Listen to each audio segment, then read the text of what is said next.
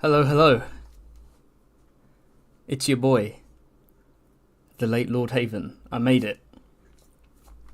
Fashionably late, as always. Fashionably late. How's it going? How's it going? It's all intentional.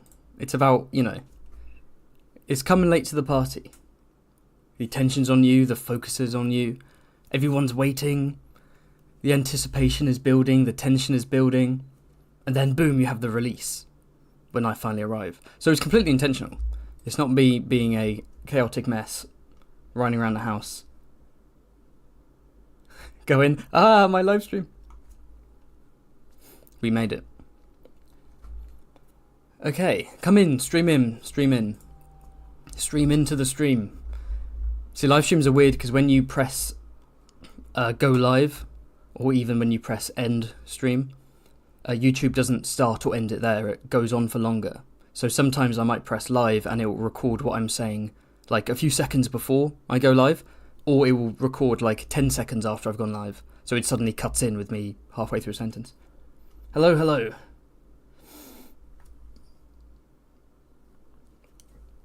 Thank you, Carl. Thanks for coming. You like the Tyrion drawing? I'm glad. Okay, well, we've only got 11 views, but I don't want to wait around for too much longer. So I launched a poll 3 days ago. This Saturday, I'll be live streaming the final Dark Theories video. Vote below to decide where we should explore the last batch of Twisted Winds of Winter theories. The options, of course, were... oh yeah, let me just say, 6.6k votes, just thrown out there. 6.6k people voted on this poll. Can't think why. What were the results? So Essos got 9%. Okay. Essos also got 9%. A draw. Okay, a draw. Unfortunately, Essos got 4%. So that one slipped behind a bit. And then, Talk About Sir Pounce for 3 hours got 78%. So, people who clearly have no intention of watching this live stream voted for Sir Pounce out of spite. So now, all those poor people who have voted for Essos in every single poll either haven't turned up or they're watching this live stream, tears streaming down their face, knowing that I'm never ever going to talk about Essos. So, let me write the first theory. Oh, hold on.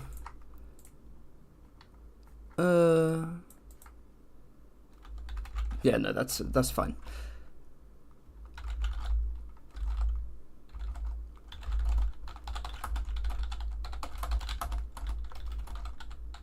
Okay, so what do we think about this theory?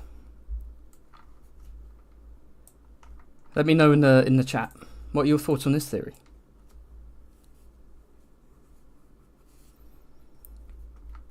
Because from the get-go, it's definitely dark. It's the darkest theory of all of them so far. I'd have to go above dark. I mean, but is it happening? Is it over? Is he not going to talk about Sir Pounce for 3 hours? Was it just a big elaborate joke? Or is he going to do it? Or is it somewhere in the middle? What do you think? Let me know.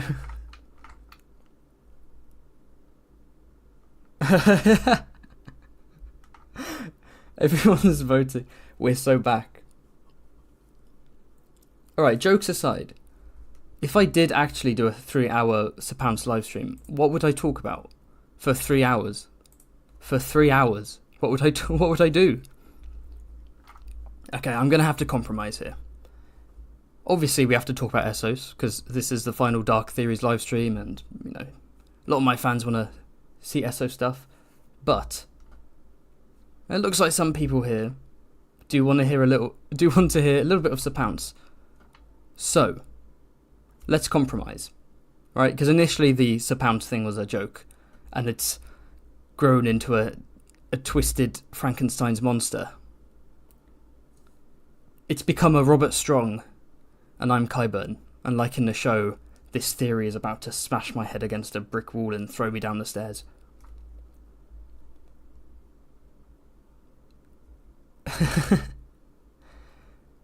So here's what we're going to do. I will, in the future, maybe even next week, I will genuinely do a Sir Pounce live stream. An actual one where I go through a bunch of theories and you ask me a bunch of questions about Sir Pounce. Let's do it, right? Today I will focus on Essos, but as a little treat, we're going to do one genuine Sir Pounce theory. We're going to do the classic one. So this is Sir Pounce is... Actually, no. The Azor Ahai one deserves its own video. So let me know in the chat. Let me know.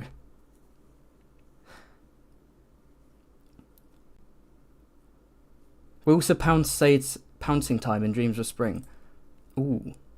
That will be the Sir Pounce theory of today. Sir Pounce will say... So Sir Pounce will say it's pouncing time. Now, just to clarify, Sir Pounce is one of the 3 pets of Tommen Baratheon. His 3 cats. Actually, I don't know if he has any pets beyond those 3 cats, but of the cats, Sir Pounce is the most famous. Of course, there's also Lady Whiskers. And what's the name of the other one? Sir Pounce, Lady Whiskers, and...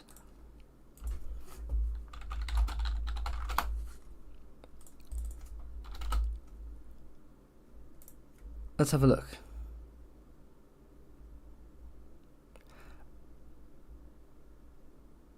Boots and Boots. That's it.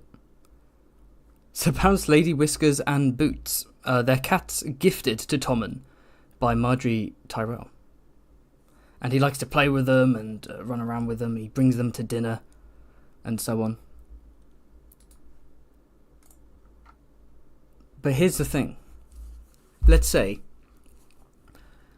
we know that the Sand Snakes are coming to King's Landing.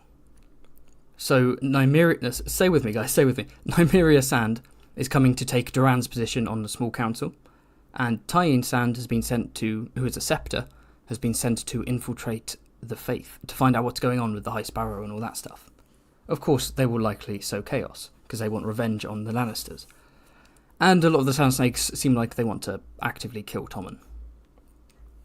And on a previous live stream, we talked about a certain poison. I forgot what it's called. Basilisk's venom? Basilisk's blood? It's used to turn animals feral. So in A Clash of Kings, Arya tells Jack and Hagar to kill Whis, who's this sort of nasty servant who treats her badly. And what happens is the servant's dog goes crazy and tears the man's throat out. And later, when Arya's at the House of Black and White, she learns about different poisons and potions, and she learns about Basilisk's venom, which does that to animals, and it's a callback. And it's, oh, okay, so the Faces Men have a specific thing. So, Tyene Sand, a mistress of poisons, as her father was a master of poisons. They don't call him the Red Viper for no reason. As I said in a previous stream, what happens if Tyene Sand poisons the 3 cats? And these kittens go feral and tear Tommen to ribbons. A most tragic, brutal, but rather inconspicuous assassination plot. But here's the crux of it. I'm definitely not making this up as I go along, by the way. Here's the crux of it. What if Tyene uses more than Basilisk's venom? What if she throws in a little bit of weirwood paste? Bran eats weirwood paste to help enhance his green-seeing powers, his warging powers, and so on. What if there's a little bit of weirwood paste, and of course the idea is that some of the weirwood paste, well, people suspect it's actually Jojen paste. It's made from the blood of a greenseer. So let's say, whether it's cannibalistic or not, weirwood paste, Tyene Sand mixes it with the venom, gives it to the cats, Sir Pounce his green seeing abilities, his warging abilities, his supernatural abilities strengthen. And Sir Pounce wargs into the closest human that's there, which is Tommen. And then wargs back out again. But having been in the human's mind for just a few seconds, Sir Pounce knows English, or knows the common tongue.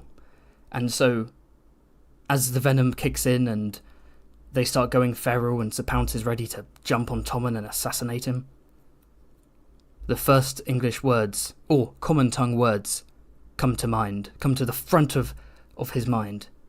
And he says, "It's pouncing time." And then he lunges at him and kills him. That didn't go too badly. I was really... Oh damn, the viewership has shot up since I started talking about that theory. What do people think about that? Oh god, I didn't check the chat in like 5 minutes while I was rambling about that. While I was desperately trying to invent a theory. And now everyone... Oh boy. Sir Pounce cooked the Frey pie. Caused the purple wedding. Sir Pounce is Quentin. Okay, I'm gonna have to get like a pencil, lick the end, write some notes in my little journal. Next stream, I promise. Next stream will be an official Sir Pounce stream. I'm going to take all these theories and we're going to do it. Promise you. But that was your little treat for today. That was your treat. So how likely is it? I'd say beyond likely. I'll put it here. The show pussied out, unfortunately. They had Tommen jump out a window. I heard somewhere, for goodness sake, I heard somewhere that the guy who plays Tommen, Dean Charles Chapman, said the original plan was he was going to, I don't know how true this is, but he was going to die in battle in season 6, which I don't quite understand, because what battle would it be? And then at the last minute they changed it to suicide. What if that battle was meant to be Tommen fighting Sir Pounce?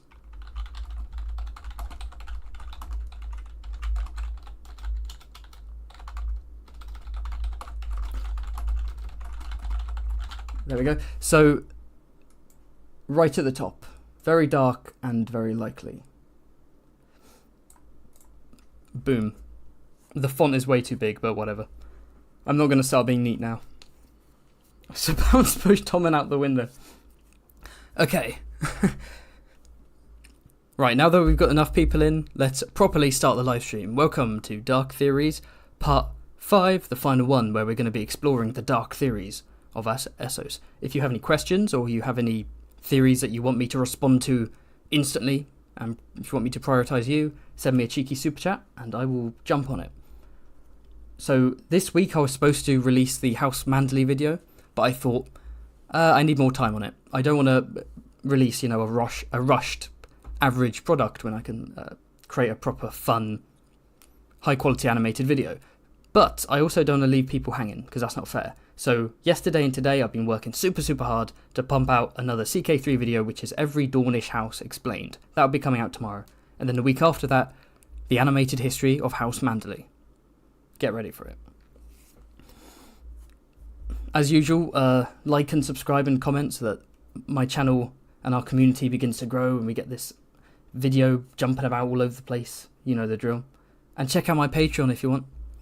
Worked hard on it. I've got 17 patrons now. That's kind of cheeky. I quite like it. We have a fun little Discord. It's mostly just memes, but Speaking of, I should actually notify my patrons. Give them a cheeky update. So we're going to start with Slaver's Bay. In fact, the two places are Slaver's Bay and Bravos.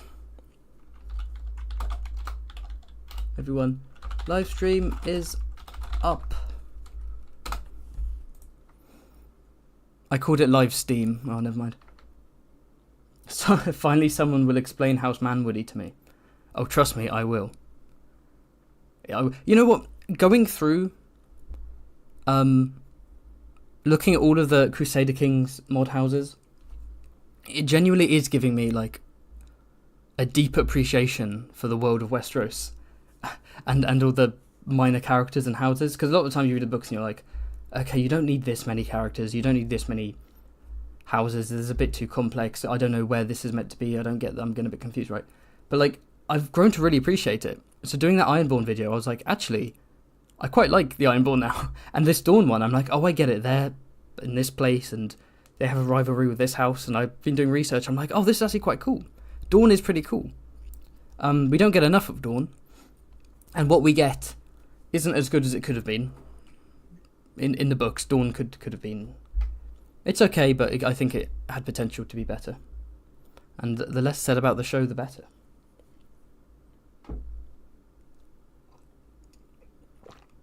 Show Dawn was so funny. House Frey's best house. You know what? I am considering, once I've done the every single house explained stuff, and also explored other stuff like all the cultures explained, all the faiths explained, all the castles explained, I don't know. I'm thinking, do some actual playthroughs. I keep getting comments, people being like, okay, bro, but like, play the game. So I could do some playthroughs and live stream some playthroughs too. That'd be fun. Anyway, let's go on with the theories. So, starting off. So, at the end of A Dance with Dragons, Meereen is under attack in the Battle of Fire. What the fans have called the Battle of Fire, which was supposed to be at the end of A Dance with Dragons, but it was moved to the beginning of Winds of Winter because A Dance with Dragons was too big of a book. And there's not anything in that book that possibly could have been removed or edited down to give space at the end for the actual climax of the book. No, impossible. Absolutely impossible. Okay, the first one is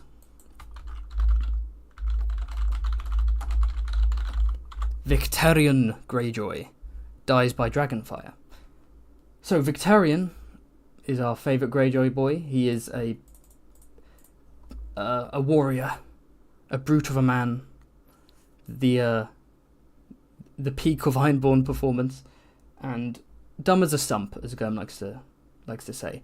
He is currently a puppet of Euron. He's been sent off to Meereen to essentially offer a marriage alliance to Daenerys, for Euron and Daenerys to marry, and also to take her dragons, and he has the dragon horn and so on. And fans anticipate that the Iron Fleet going to Meereen will be Daenerys' way of coming back to Westeros, basically. That will be her fleet. It'll be the Ironborn fleet. Like in the show where it's Theon and Asha go over to her and they use the Ironborn fleet. Now, why Victarion dying by dragonfire? So, first off, we now know that Gurm originally planned to kill Victarion off at the end of the book. We know that from I think it was the most recent release, all those sort of the notes and manuscripts released from that library. I can't remember, the Cushing Library? It was the most recent one. The most recent, secret release. Leak, rather. Yeah, and apparently he planned to kill Victarion off in an early draft at some point. But then he changed his mind. So maybe Victarion, he has more to do. Or maybe Gurm's going to go back to that plan and kill him off at the Battle of Fire. Well, actually, this theory isn't necessarily he dies at the Battle of Fire, it's just Dragonfire. So the idea here is that he has a... there's a quote here. It's Mokoro, is a red priest that he's sailing with, says, "The Lord of Light has shown me your worth, Lord Captain. Every night in my fires I glimpse the glory that awaits you." And of course, what's glorious to a red priest? What's glorious for a red priest, if not death by fire? So the idea is that Victarion will make it all that way. He'll think he's outsmarting Euron. Maybe he'll do something really dumb and just get burnt by a dragon. And that's the fate that awaits him. So maybe he will accomplish something. Like he'll bring the fleet to Daenerys, and then she'll kill him and be like, okay, thanks for the fleet. But because I feel like that may have been the original plan, but I don't think it is anymore. Because we've got quite a bit of Victarion. And we've got the whole flaming volcanic hand, and he's a very fun character to read, and probably to write as well. So it would feel like a waste if he arrived at the Battle of Fire and just got burnt immediately. Like, what's the point of him? What role does he play? I think it would be cool if Victarion sticks around for a bit as the captain, as the admiral of Daenerys' fleet. this idea I have of Daenerys building up a team of allies that are basically like a villain or origin story. Crazy dragon lady bathes in blood and kills her hostages. Big evil nuclear dragons. Got a twisted demon monkey, Tyrion Lannister, on her shoulder, whispering chaos, sowing, dripping poison into her ear.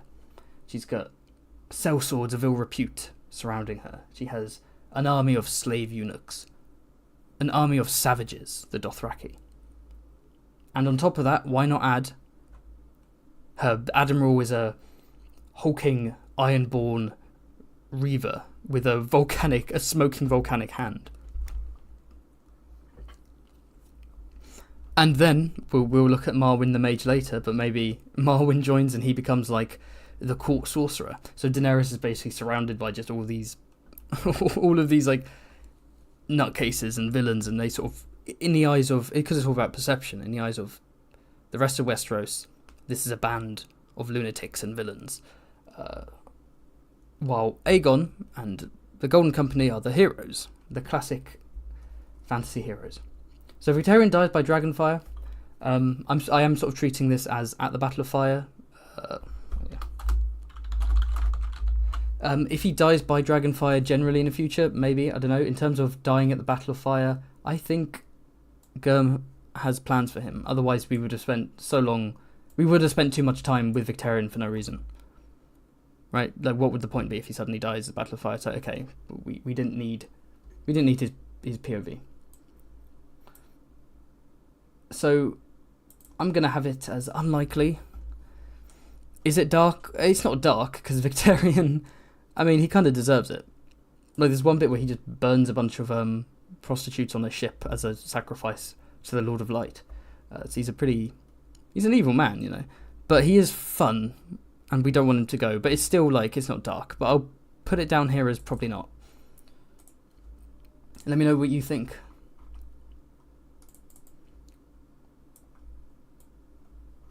Yeah, I don't want to keep pausing for the chat because I don't want any dead air. So what I'll do is I'll keep going through the theories. I'll check every now and then. And maybe I'll set aside time to go through super chats when they pop up. So, honestly, in the same vein, let's move on to Marwyn the Mage.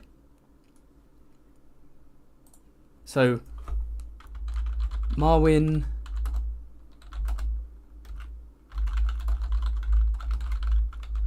how do I... Okay.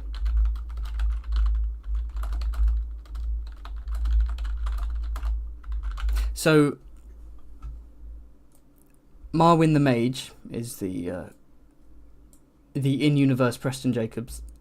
He's the crazy conspiracy guy from the Citadel. He's he's the Archmaester, right? He's the Archmaester of the Higher Mysteries, which is magic and so on. And the Maesters famously don't like magic, so he's a bit of an outcast. He's a bit of a weirdo. He's the one telling Sam about, the Charlie Day meme from Always Sunny, where it's like the Maesters are behind everything, and then he just literally just disappears, refuses to elaborate, and leaves. And he's probably going to go help out Daenerys, and like I said, he could fill the role of sort of the crazy court sorcerer. Or maybe he's killed by Daenerys. So maybe he rocks up, and the theory here is that he rocks up, and Daenerys finds out that he is connected to Mirri Maz Duur, because Marwyn and Mirri Maz Duur have a history. And Marwyn sort of trained her. Mirri Maz Duur being the Lazarene healer, sort of witch woman, who tries to help Drogo, and of course Drogo ends up dying, and there's a whole sacrifice and blah blah blah. There's lots of stuff going on there. But the idea is that if Daenerys finds out Marwyn is linked to her, that he will kill him, because in her mind, Mirri Maz Duur is responsible for her unborn son's death and for Drogo's eventual death. So, is this dark? Not super dark, because we don't know enough about Marwyn. Again, he's a likeable character, but we don't know anything about him, so if he died, it would just be like, okay. Is it going to happen? No, because it would feel pointless. Again, Marwyn must be going to Essos for a reason. The whole Myronese knot is that George didn't know how to bring all these plot elements together. He didn't know how to get the plot moving. And so he just has all these disparate elements clashing together in Meereen in a way that I think is too complex and too messy and isn't as satisfying. Oh, but also it's easy to say it's not satisfying when we haven't got an actual conclusion to that storyline, where the conclusion is delayed to be at the start of the next book. So, but it would be pointless if he just died, if he rocked up and he got killed off, because he's one of the elements being sent to Daenerys, and there has to be a reason for it. There must be something that he's there to talk to Daenerys about, to introduce her to. And if he just rocked up and died because of his affiliation with Mirri Maz-Duur, then again, why? Why does he exist? So is it going to happen? Nah. Doesn't mean he won't get killed by Daenerys like in the future, but in terms of Winds of Winter, nah. My man's got a reason. So I think it's less likely than Victarion dying at the Battle of Fire. And it's less tragic than Victarion, because Victarion... Oh, no, okay. Marwyn's not like a bad dude, let's just put it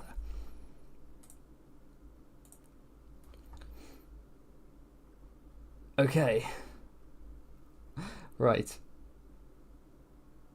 What's next? So now we're going to look at the situation in Meereen. And I do have to clarify, a load of people were saying Essos is cringe, why are you doing video at Essos? It is, especially in the Dance with Dragons, it's the weakest part of the story. Everything in Slaver's Bay is too messy and chaotic. Everything with Daenerys, everything with Quentyn and all that stuff is just too much for me. It's like a bit too much. But maybe I need to go through it again and experience it with a fresh set of eyes, but I'm not a huge fan. The only time I actively felt bored reading the books were Daenerys chapters in A Dance with Dragons. Maybe I'll like them if I revisit them, But I just remember when I first... In those first 3 books, like, you turn a chapter and you're like, oh, the chapter's over, that sucks. And then there's a new character and you're like, yes, new character. Especially Storm of Swords. That's the one where the roller coaster, every time you turn a page, you're like, oh, we get to go back to that person. Whereas The Dance with Dragons, I'd like turn the page, and if it's a Daenerys, I'd be like, oh, and I just shut the book and be like, okay, another time. Because it was a slog to get through the chapters. And I don't buy the argument that, well, it's supposed to be boring and complicated and confusing because that's how Daenerys sees Meereen. And the idea is that she's going to let all of that go and go to where she belongs, Westeros. Because if that's your argument, then what you're saying is, no, it's boring on purpose. Gurm is a genius, it's deliberately boring. It's like, okay, it's still boring. And I appreciate the attempt. I get the idea that it's deliberately meant to be confusing and all the names are ridiculous and it's not as interesting, and it's like, it's a way for it to just be like, screw this, I'm severing my connections with this place, I'm going to move on to Westeros. But I think it could have been handled in a better way. Because I am, of course, a professional writer and I know what I'm talking about. I'm not a 24-year-old YouTuber who's talking out his arse. Okay, so Meereen, we're going to look at... Ooh. Shavepate coup. The Shavepate coup. So on Daenerys' council in Meereen, there's a whole bunch of characters. A whole bunch of colourful characters, one of whom is the Shavepate.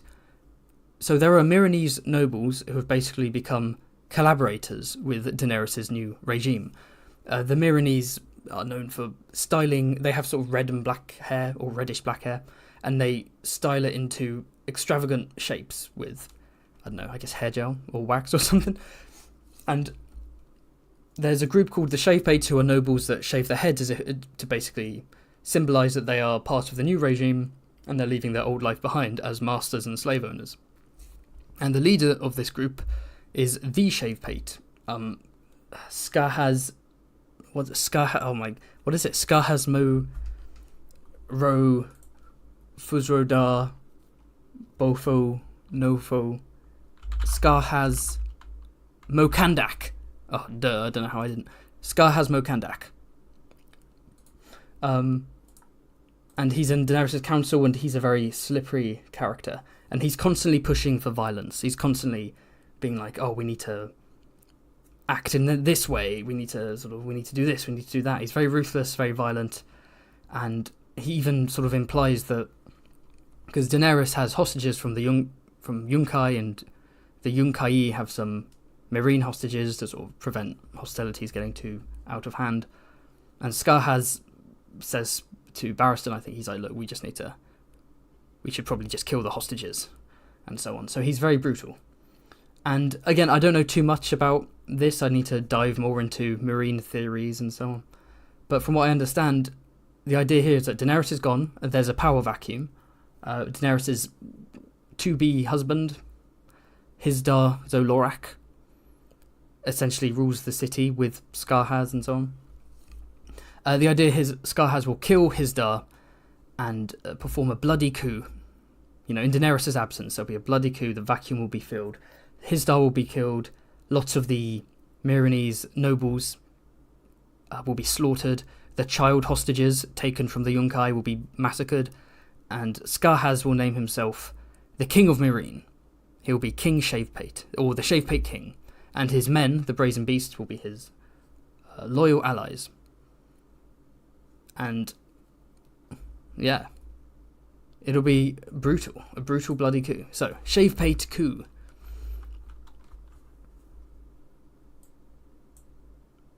Is this going to happen? Again, I haven't delved too much into Meereen theories and stuff, but I could see this happening. I mean, if Daenerys ends a Dance with Dragons, almost basically deciding that yes, time to stop messing around, fire and blood is the way forward. Enough of compromise, enough of concessions. It's time to be a dragon. And what else to push her over the edge than she comes back to Meereen, and maybe some of her allies have been killed, the Shavepate's in power, and she just goes, fuck it, and she burns everything down. We're going back to Westeros. But of course, this would mean that all of the hostages taken from Dany's side would also be killed.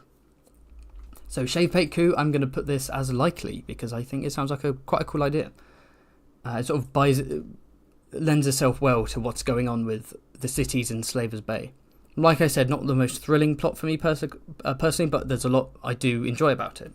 I like, of course, Gurm doesn't do direct one-to-one analogies or anything. And things are inspired by history, pilfered from history, as he likes to say, but he doesn't just full-on rip stuff off.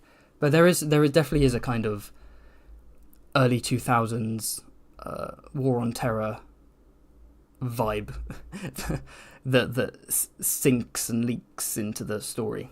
Because A Feast for Crows, published 2005, Dance with Dragons, published 2011. And you have all these cities in Slaver's Bay.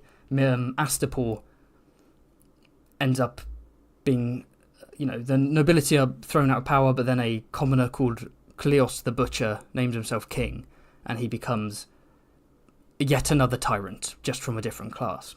And then Yunkai is retaken over by the Masters, so the same boss is in charge. So it's very much a kind of, what happens when you conquer a place, mess it up, and move on without any plan beyond that. It's, someone worse comes and takes over, or the same people as before get back into power, or a new conniving person like the Shavepate becomes the king. Would it be dark? Yes. I'll put it there. There we go. And this one, quite naturally, moves on to some more Shavepate shenanigans. So I wanted to separate these ones. So this one is the Shavepate... how do I phrase this?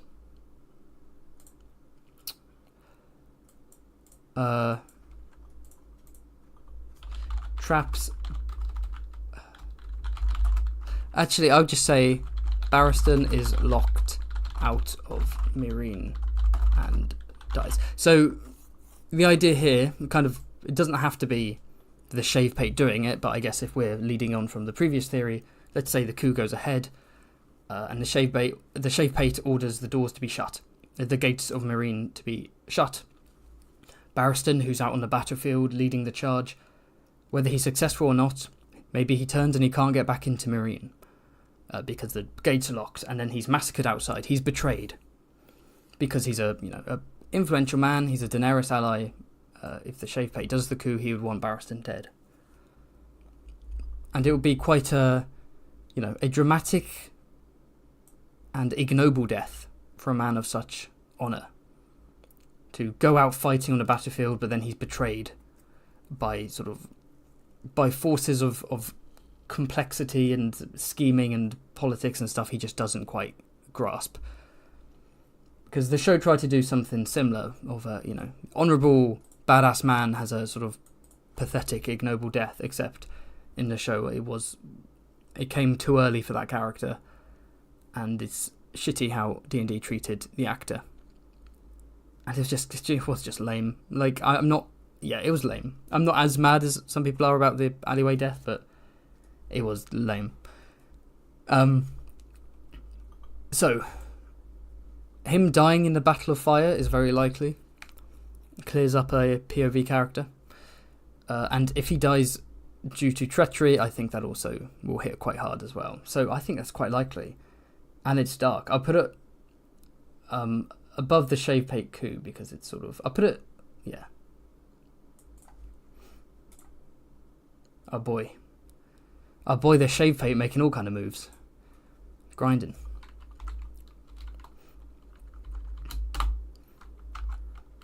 Now, what happens if, as I said, the Shave Pate or someone in Meereen kills all of the Yunkai hostages?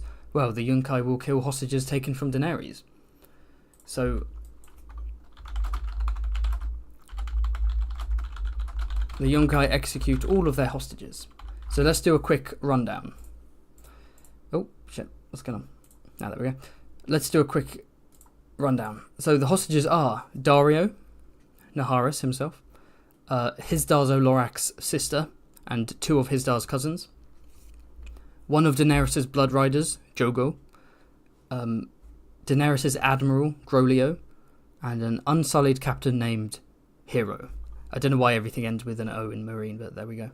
In Essos. So Groleo's already been killed, because I can't remember why, but he's beheaded as part of the...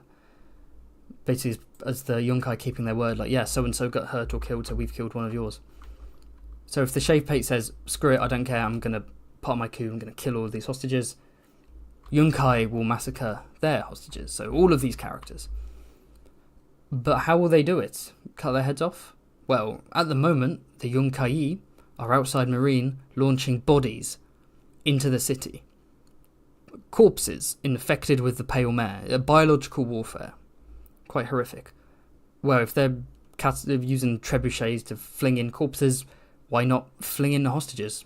Maybe Daario, Jogo, Hero, and so on will go flying through the air, will be trebucheted, boom, into the city. So the hostages are killed. Is it going to happen? I can see it happening. I feel like... what's going to happen is dark and tragic, and I'd be very surprised if it ends with... Oh, my bad. The Yunkai. Let me get that right. I'd be very surprised if it ends with the hostages... Oh, well, they're all safe. Like, no.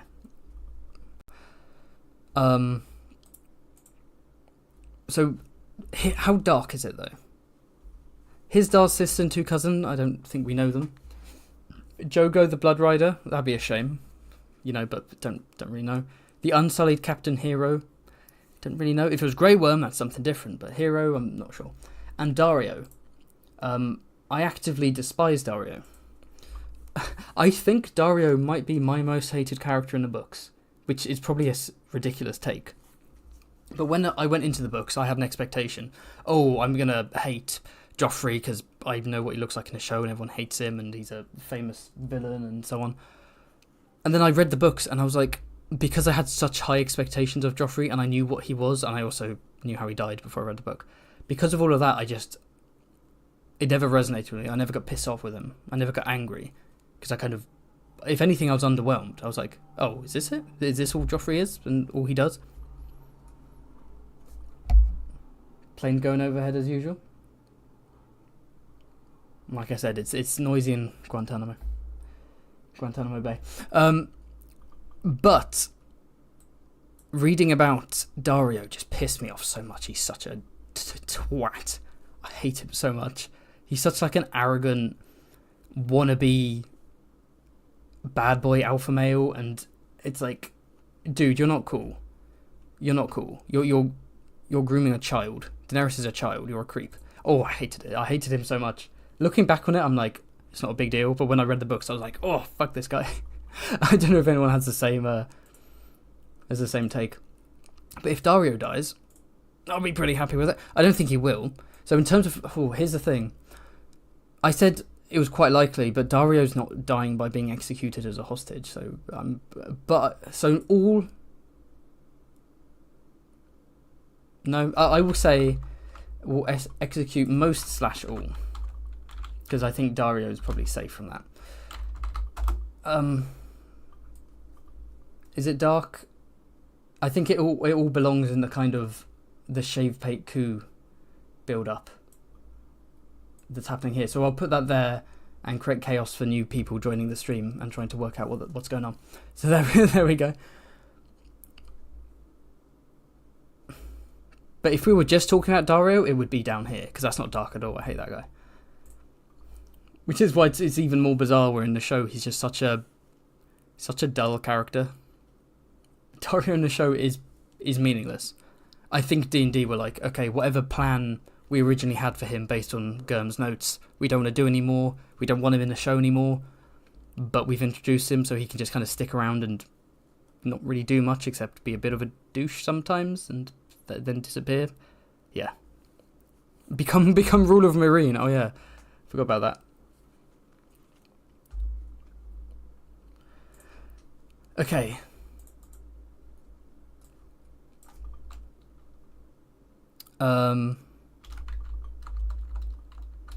I will do... Okay, I've got one more Meereen theory. And then I will have a look at super chats. Don't worry. I'm going to take breaks for super chats and look at them in the list. And see if that works. Maybe they won't work. If it's like referencing something I was specifically saying at the time, then I'll know it's probably not a great idea. But I'm experimenting. Usually I read super chats as I go. Today I'm going to try and do them all at once during sort of mini breaks. See what works best for everyone. Bum. Oh yeah, what was it? Okay. Oh yeah, this one is literally just Meereen falls. So the masters, the great masters, literally just win the Battle of Fire. So this is just everyone dies. So Meereen falls, Barristan dies, Missandei dies, Grey Worm dies, the hostages die, Hizdar dies, the Shavebait dies, Mo Resnak, or whatever his name is, dies. They're all dead. The Shavebait's dead. Daenerys comes back, all her friends and allies are gone, she's all by herself. It's just her and 3 dragons. And, I guess, Marwyn and Victarion. I don't know why this is a theory. I don't think... And, which isn't to say that Meereen won't fall. Maybe Meereen does fall. But in terms of literally everyone dies and then she's like, oh, I'm going to go to Westeros all by myself with no allies now. It's like, no, that's kind of pointless. I have a feeling all of the good influences on Daenerys will die. So, Barristan will probably die. Maybe Missandei will die. Missandei. Because we gotta have room for the chaotic characters on her shoulder. You know, people like Dario, and as much as I hate him, and Tyrion, and Victarion, to stay along, drive her in the wrong direction. So not gonna happen. It would be dark. It would be like, damn, what? But also, I don't think it'd be particularly good writing. There we go.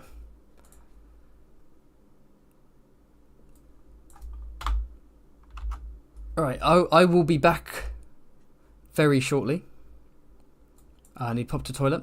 Before I go, I think I'll post a cheeky little we'll be back image.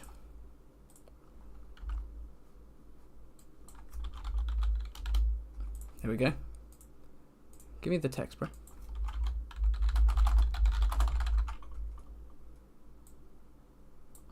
I'll be back shortly. Talk amongst yourselves.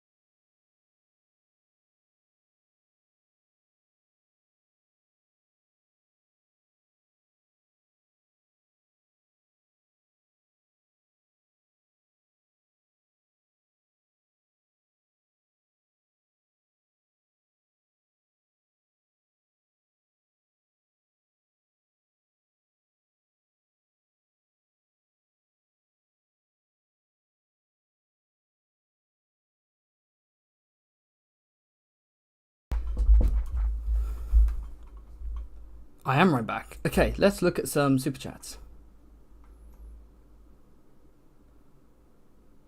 How do I do that then? Top chats. Show me the super chats. What do I do? I don't want to miss any. Can I just scroll? Okay, there we go. So, a super chat from Todd Howard. Thank you very much. Again, you're a busy man. You've got work to do, but you come along to my streams. I appreciate it. It's Darkling time. Proceeds to kill Beesbury. It's Darkling time. That better be in season 2. Darkling Schemes is like... It's like a semi-meme that I half-heartedly push, but I haven't gone full throttle with it. But I do want to in the future. I just love it when... for those who don't know, just for context, in Hot D season 1, as opposed to season 3, I guess, when Ironrod turns to Alison and says, "Your Grace, there was no need to sully you with such darkling schemes." And I thought, what a line. Darkling schemes. And what you're watching right now is in my Darkling Streams playlist. Okay, thank you for the super chat from Chad Summerchild. Hey, you're in the Game of Thrones mod. Nice to see you. What's your favourite colour? What's my favourite... Really? That's what you're asking? What's my favourite colour? It's the colour of your super chat. Blue. I'm seeing it as blue at least. I like blue. That's such a boring answer, isn't it? I think blue is my favourite. My favourite colour combo is like blue and orange. I'm a big fan of that. Blue and a cheeky burnt orange. Not too light blue, not too dark blue, just a nice blue. Another super chat from Todd Howard. Thank you very much. Very kind of you. The only interesting thing about Essos is how Lovecraftian it appears to be. If Dany's chapters leaned in on the horrors of Essos, it could work. There is a lot of weirdness in Essos. I'd say the Iron Islands are presented as being a bit more Lovecraftian, especially with names like Dagon and with them worshipping the drowned god and with mentions of deep ones and the general vibe of the Iron Islands. It feels like it's quite Lovecraftian. But Essos is kind of wild, actually. Sometimes Westeros is so well fleshed out and balances the real with the fantastical so flawlessly that when you go to Essos, you sort of forget how batshit it is. Like, it's very much, sword and sandals, sorcery, nonsense. And a lot of the time, certain things are said about Essos, and it's designed to be over the top and crazy. Like, oh, there are the brindled men in Sothorios, and oh, there's a far off city called the city of winged men, and there are lizard people who live here, and you get the impression that it's like, maesters who've never been there reading reports, or through word of mouth, these exaggerated stories have become legends, have become myths, and they're repeated as fact. But then when you go to Essos, there is also a lot of bullshit. There is a lot of over the top stuff going on. Like, I mean, the Yunkai and just the masters in general in Slavers Bay are so absurdly villainous. I mean, yeah, they're slavers, of course they're evil, but they're like, the Unsullied have to, as part of their trading, they have to purchase a child, like a baby child, and then murder it in front of its mother. It's like, Jesus. Although the martyrs are all like grossly corpulent and disgusting, and what's his name? The man who, the great master, the master in Astapor that Daenerys kills, the horrible guy. Everything he says is just so over the top, and not to mention the Dothraki. The Dothraki being this savage, barbaric culture with basically no redeeming traits. It very much feels like exoticism, like Orientalism. I'd like to, it's one thing to portray Essos in such a ridiculous, over the top way, but it's another to then go to Essos and see that everything's basically confirmed, and everything is a sort of caricature, especially considering how nuanced everything is in Westeros. But there's a lot of stuff in Essos I also like.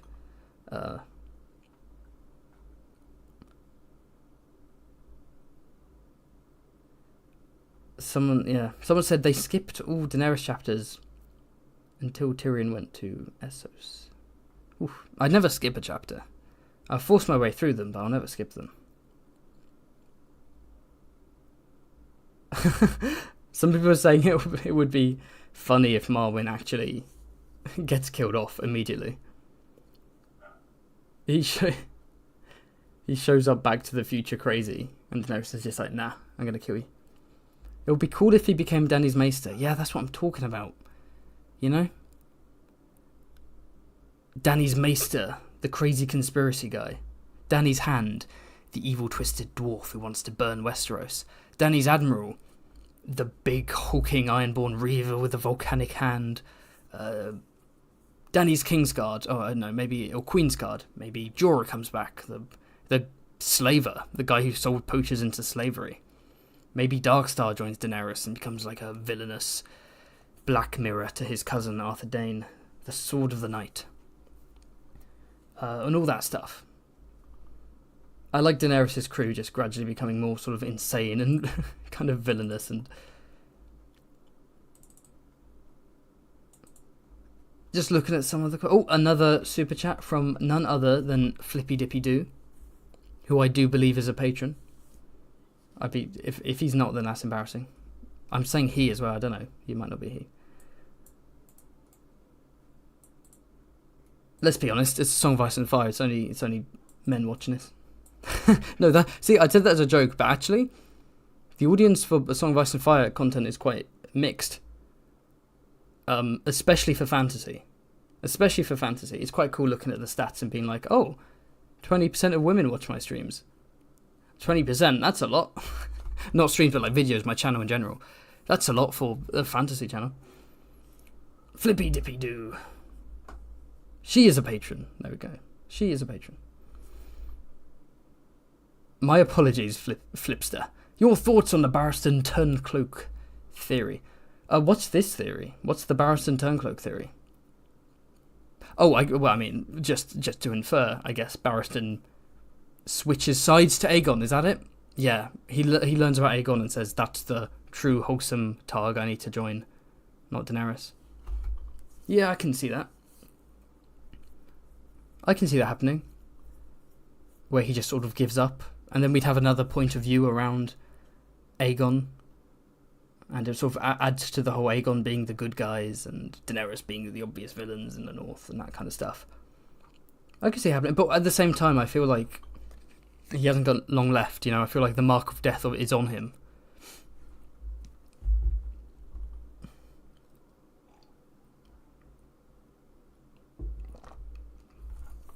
Void Spawn said he skipped almost every Arya chapter after Storm. Ooh, I can never skip a chapter. They're so boring. They're a mix. Arya's a mixed bag. Those last two books are such a mixed bag. It's literally some of the worst A Song of Ice and Fire chapters, and literally some of the best. It's madness. Like genuinely, it's wild. It's the classic. It's what happens when you get too big for your boots. When you can afford to stop listening to editors. When you get a bit self-indulgent, your books get big and long and messy, and you don't listen to advice, and you think it's amazing, and then it's just not streamlined. It's just not tight. It's just not tight. Alright, shall we do some more theories? Thank you for the 2 super chats, everyone who sent them in. That's so kind of you. As I always say, this is my job. YouTube is my job.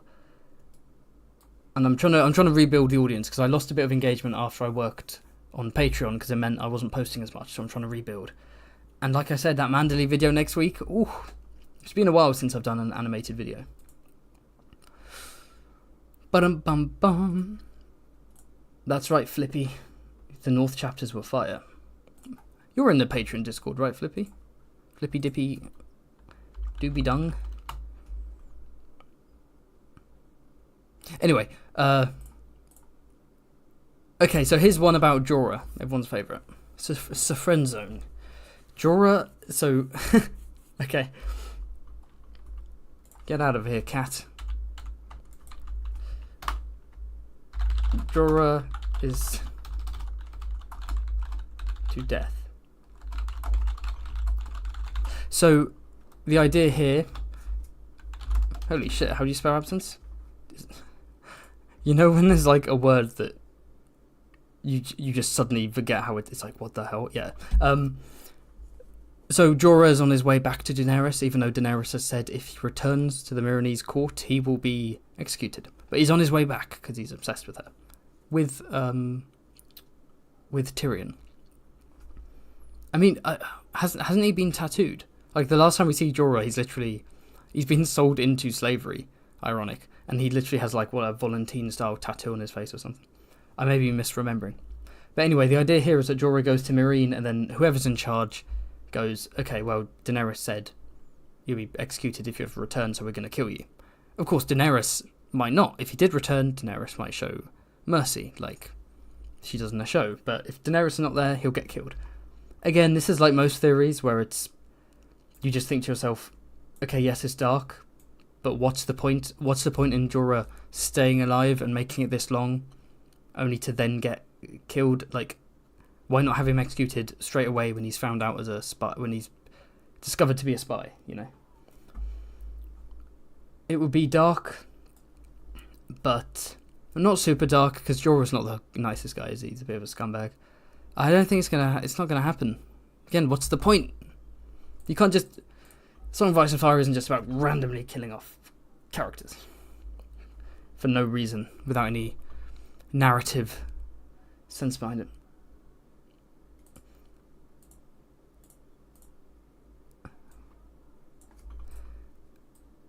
Okay, so this is the one I was talking about earlier. Well, I've been saying it a few videos now. The whole villain Daenerys. Either she'll be perceived as a villain, or she will gradually go down a villain arc. And by this, I don't mean morally ambiguous or grey or whatever. I mean, she becomes a villain. Like, she becomes the villain. She goes full fire and blood, and she loses herself to Targaryen madness, rampaging across Essos. Burns Slavers Bay. Fuck it. Burns Volantis.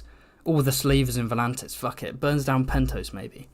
Goes back to Westeros, and maybe in... this is winter theories, but A Dream of Spring maybe burns down... It culminates with King's Landing, you know?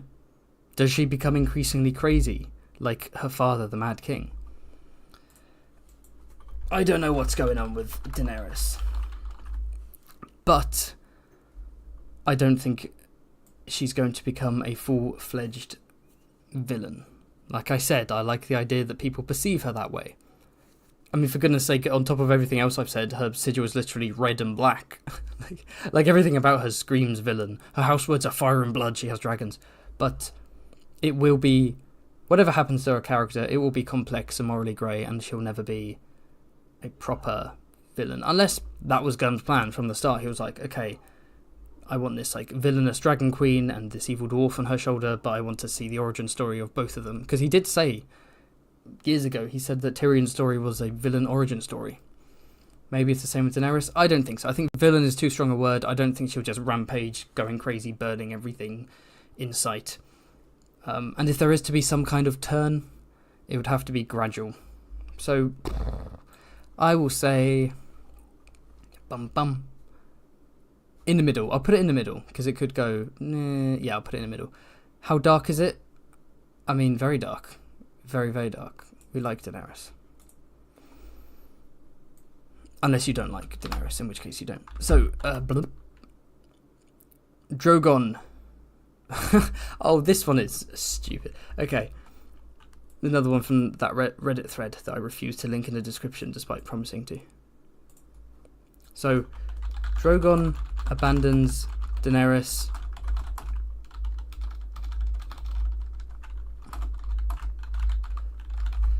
That's right. It's another Dark Theories video where we talk about the R word. God damn it.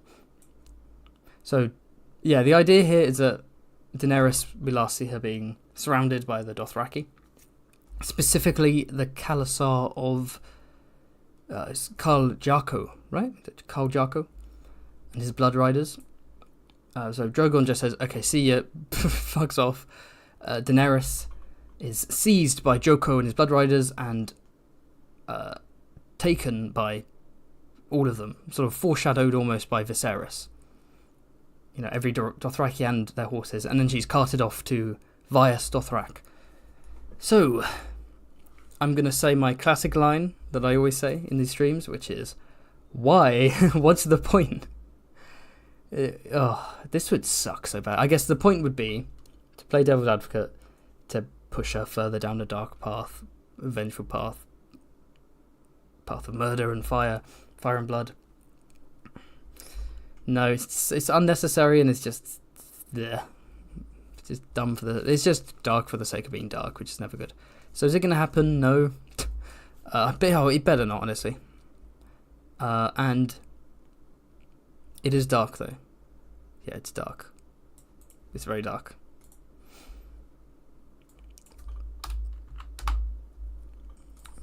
Where are we moving on to next? Okay, we've got some Tyrion ones next. We've got 3 Tyrion theories. Or 4. I guess the whole sort of Tyrion as the evil dwarf on her shoulder, I've sort of talked about enough. I'll add it anyway. Tyrion villain, who wants revenge on Westeros after everything he's been through, and what we've seen is a villain origin story, and he will be pushing Daenerys to be more cruel and violent in order to get revenge on Westeros. Pretty dark, I think. Well, I mean, yeah, I don't think flat out villain, but I do think, yes, he'll be responsible for pushing Daenerys down the dark path. But the other Tyrion theories are as follows. So, okay, that's quite a long one. I'll start with the other 2 and I'll finish with that one. Then I'll look at some stuff in the chat. So, how do you guys feel about that, by the way? Me, after I do a batch of theories, I take a break and look through the super chats, or do you like me constantly checking and reading the super chats as they appear? Because I don't want people who are... See, someone's just sent in a super chat, I don't want them feeling like I'm ignoring them. What do you guys think? Carl in the chat said, I love when Brits say Carl, because it sounds like Carl, and I can then imagine the epic also. Oh, sorry, yeah, Cal. It should be Cal, right? Cal Drogo. Cal Drogo. I don't know why I say Carl. I guess because Cal is clearly inspired by Khan, right? And I say Khan, not Khan. Cal Drogo. When I first, because I'd heard people saying Khal Drogo before, and I genuinely thought his name was like Khal Drogo, like his first name was Carl, and I was like, really? Before I read the book, then I was like, oh, I get it.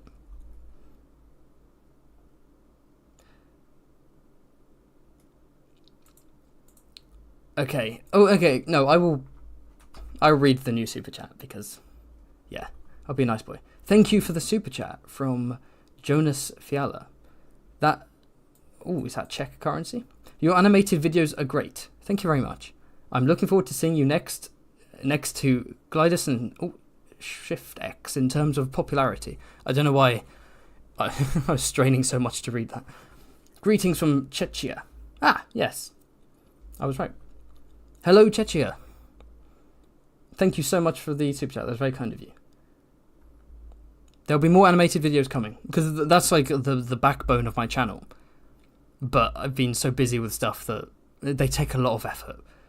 But I need to get back on that. Because my CK3 videos are quick to make and they're really fun and people like them, but they're not getting the same kind of views. Next to Glidus and Alt-Shift X in terms of popularity. Oof. Yeah, I think it can happen. I think it can happen. You know? They started years ago, I started this year, but I think it can happen. 100k subs by the end of the year, that's my goal. That's my ridiculous goal. Keep an eye out for the future animated videos. Oh, someone... So, Factant said Tyrion gets Penny pregnant, but then strangles her in a fit of rage when she calls him her lion. Because it reminds her of Shay. Ooh. That is a dark theory. But why get her pregnant? get her pregnant and then strangle her, just because it's the double darkness of him killing. I won't write that theory down, but I do have Tyrion Penny theory. And in fact, him strangling her links into one of the other ones. But I'll start with this one. So, Tyrion sleeps with Penny. Yeah, it's another dark sex theory. Tyrion sleeps with Penny, who turns out to be his daughter. Okay, let's explore this one. Let's dive into this one. So, Tyrion thinks that Penny is around 17 years old. 17 or 18, I think. And he thinks she's quite immature for her age. He's not attracted to her. And I think there's a part where she sort of kisses him and it's kind of awkward. And I think he definitely is a sort of, because it's this dangerous adventure they're on. He's a figure of maturity and authority that Penny is clinging to. And so I don't know if she's attracted to Tyrion or whether she's just sort of swept up in it. Tyrion, meanwhile, finds Penny quite annoying, as too many readers. But there's the idea that she's not actually as old as he thinks, that she's actually only 13 or so. And the reason that she acts immature is because she is a child. But it's hard to tell because she has dwarfism. And that, due to Penny's, vulnerability and Tyrion being a self-loathing creep, maybe he will sleep with her, whether it sort of pressures her into it or whether it kind of happens naturally, whatever. But what if Penny is his daughter? Because Tyrion keeps asking, where do whores go? Where do whores go? Where do whores go? I think that third one may have just demonetized me. But where do they go? But he's asking the wrong question because his wife Tysha isn't a whore. That's the whole point. She's not. So what if, instead of going where whores go, she just went to Old Town or something and had children with a dwarf? Someone with dwarfism who reminded her of Tyrion, her genuine love. And then their children had dwarfism, because I think it's stated that Penny's mother doesn't have it, which means her father does. What if Tyrion's a father? And Penny became a jester, not a jester, just a performer, right? And then they met, and he could be Tyrion's daughter. Oh, she could be Tyrion's daughter from that first encounter with Tyrion and Tysha. Yeah, well, I got mixed up there about her having a dwarf husband. I don't know what the point would be there. But maybe she's Tyrion's bastard daughter and he doesn't realise it. And then when he does, it is the final push off the cliff of sanity. He descends into the abyss of madness. So this would be horrific. Like, imagine this if it turns out Penny's the daughter of him and Tysha. However, as with a lot of Tysha theories, I think it's a bit too coincidental. Like, what, you're telling me that in Essos of all places he happens to bump into his own daughter? Like, come on. I think that's a bit too much of a stretch. It stretches credulity just a bit too much. It does feel very Gurmy. Like, I'm not saying it wouldn't happen, that Gurm wouldn't write something like that. I just mean it feels too on the nose. It feels too, like, really? What are the odds, So it's not. It's dark, but it's not going to happen. It's worse than Jorah dying. Fuck Jorah.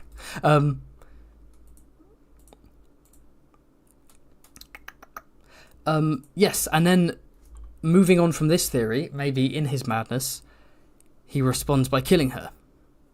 Now, of course, that's the next theory. So Tyrion kills Penny. Now, that doesn't have to be the main reason why he does it. It can be, she annoys him too much, or she provides hope and light, and he allows himself to be subsumed by the darkness, and he just goes, I'm going to cut you out.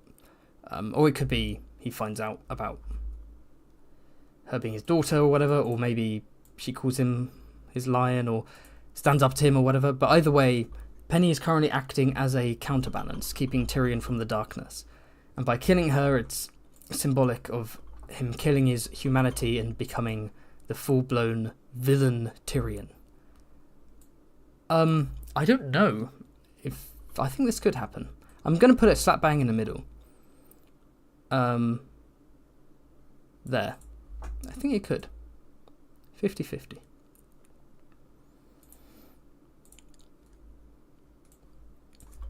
And then we have the final Tyrion theory, which is that, and this is a classic one, and this is, sorry, I've got some clinking glasses in the back. Let me have some water.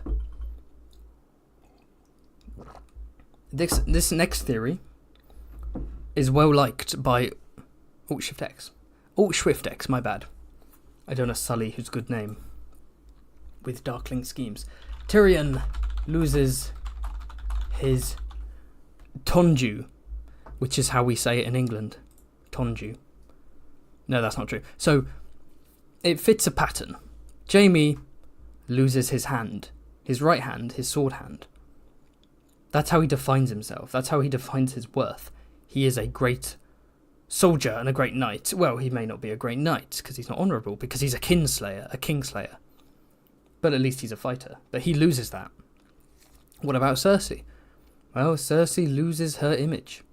She's known as this sort of beautiful, if aloof, woman who uses her looks and her sexuality to make gains in the political world. But what happens?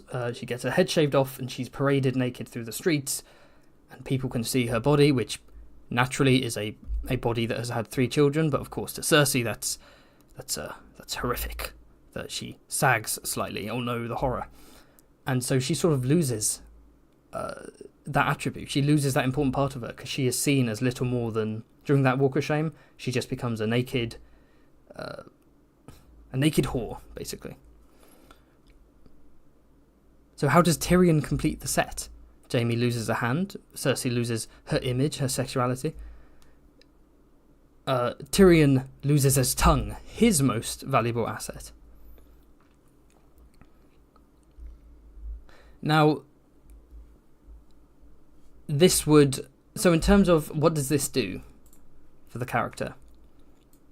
Everything would be a monologue, but that's fine.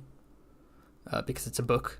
It means that Tyrion would have to rely on something other than his wits, his and his humour and so on. Everything will have to be internal, which would be very difficult. I imagine that would be very difficult for Gurm to write, but it could be very fascinating. And again, darkness, because he's an educated noble, he can still write, but think of the dark things that could lead to. Let's say Tyrion finds Tysha and can't explain the true story to her, can't say anything to her because he doesn't have a tongue. What if he meets Jaime again and he can't say anything because he hasn't got a tongue? And maybe there's a link here with the fact that Jaime's spending time with Ilan Payne, who doesn't have a tongue, and perhaps he says something to Tyrion and Tyrion makes a clacking sound of a tongueless man laughing.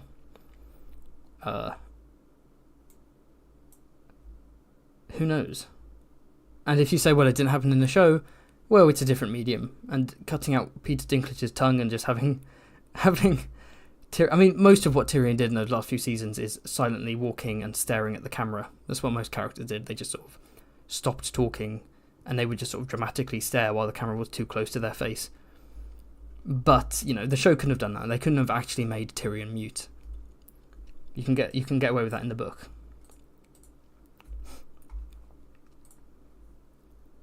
And if this were to happen, it would probably happen later. So honestly, I can see this happening, probably not in Winds though. I think this is more of a Dream of Spring theory. I quite like the idea that this might be his punishment, or this happens like right at the very end. Sort of bittersweet ending. Because he survives in the show, despite being villainous, probably a lot more villainous by the final book, I can see him surviving. But his tongue is removed so he can no longer spread his poison and his hatred, and he is locked into some life of duty. So maybe he becomes the hand of the king, a silent, disfigured hand fixing the realm, very similar to Tywin Lannister at the end of the Dance of the Dragons. Perhaps he will join the Night's Watch, whatever the Night's Watch is by the end of the book. Maybe there's a new Night's Watch set up. Maybe he's in the Night's Watch. Or he becomes a maester. Right? Both of those, he's silent, he's locked into a life of servitude and celibacy. And of course, maester, he loves reading, he loves studying. His Poison tongue will spread. Poison no longer. I can see something like that happening. Oh, whoops. So I quite like the idea, and there's a lot of foreshadowing too. An actual foreshadowing, not foreshadowing as in people using the word foreshadowing without realizing what it means, or something in the history of Westeros happening to kind of be similar to something else. No, I mean proper foreshadowing. So this is from A Storm of Swords. Oberyn made a face. Do all dwarves have tongues like yours? Someone's going to cut it out one of these days. Interesting. And I think from the same book, there's a bit where Tywin... They're talking about Tywin. He closed the shutters, frowning. You have a certain cunning, Tyrion. But the plain truth is you talk too much. That loose tongue of yours will be your undoing. You should have let Joff tear it out, suggested Tyrion. You would do well not to tempt me, Lord Tywin said. There's another bit where Cersei says to Tyrion, Brother or no, I should have that tongue out. I should have your tongue out for that. I am Joffrey's regent, not you. And I say Myrcella will not be shipped off to this Dornishman the way I was shipped to Robert Baratheon. So lots of characters talking about tearing his tongue out. Tywin, Oberyn, Cersei. Even Bronn brings it up. Bronn snorted. You have a bold tongue, little man. One day someone is like to cut it out and make you eat it. Everyone tells me that. That's true, everyone does tell him that. Suspiciously, a lot of people talk about how his tongue should be torn out. And what is one of Tyrion's most famous lines? That you will likely see on the front page of The Wit and Wisdom of Tyrion Lannister, which is a book released, which is just full of Tyrion quotes. Literally just a book of, here are some really intelligent lines that I wrote. Aren't I smart? But yes, the famous Tyrion quote. When you tear out a man's tongue, you're not proving him a liar. You're only telling the world that you fear what he might say. I think it's very likely. But I don't see it as a wins thing, I see it as like an endgame thing. So it's not like he's going to go to Meereen and maybe one of the slavers cuts out his tongue because they're fed up of him, and oh no, he has to maneuver. I think it'll be at the end of the series, his tongue's cut out and then he's shoved into some kind of servitude. Could be Hand, could be Night's Watch, could be Maester, I don't know. But yes, loses his tongue. Where shall we place it? It's not that dark. Tyrion's done some horrible things. He kind of deserves it, really. We're so back. Actually, I'm so convinced of this. It's not quite as... We're not quite as... Oh, forget it. I keep doing it. We're not quite as back as Sir Pounce saying it's pouncing time, but, you know. What can you do? Next up, we're done with Slaver's Bay. So next up, we'll be looking at... We'll be wrapping up, actually, by looking at Bravos. We've got a couple of Bravos ones. But before that, let's look back at the chat.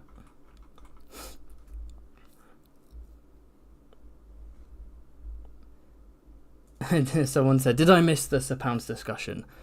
Don't worry, I'm dedicating a full live stream to Sir Pounce. In honour of the 6.6 thousand people who decided to vote. Oh, yes. Okay, some people talk about ages, about Tyrion and ages. Yeah, so if he is mistaken about Penny's... I forgot to mention this. If he's mistaken about her age and she is close to 13 and the ages match up. However, what I didn't mention is that... No, actually no. Yeah. We have to remember Penny has an older brother. That's a good point. He has an older brother who also has dwarfism. Right? So what are the odds that Tysha happened to have a child with dwarfism and then married a Lannister with dwarfism and then... Yeah.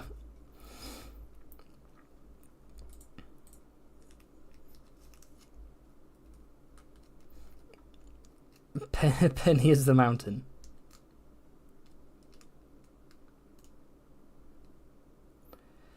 Let's see what people think about Tyrion losing the tongue then.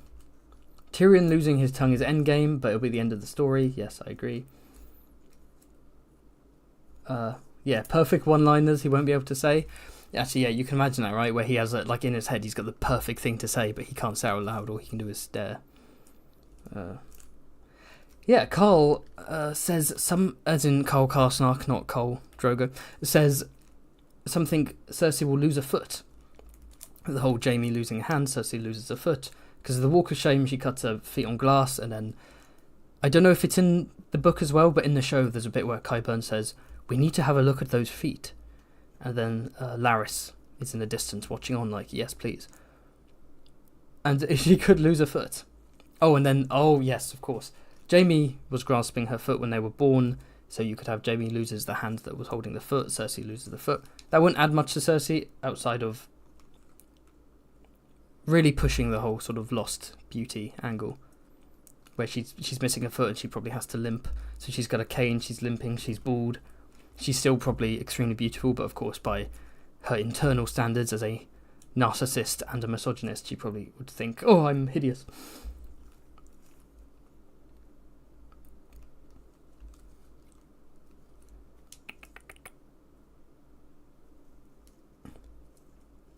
Darker theory, D&D write The Winds of Winter.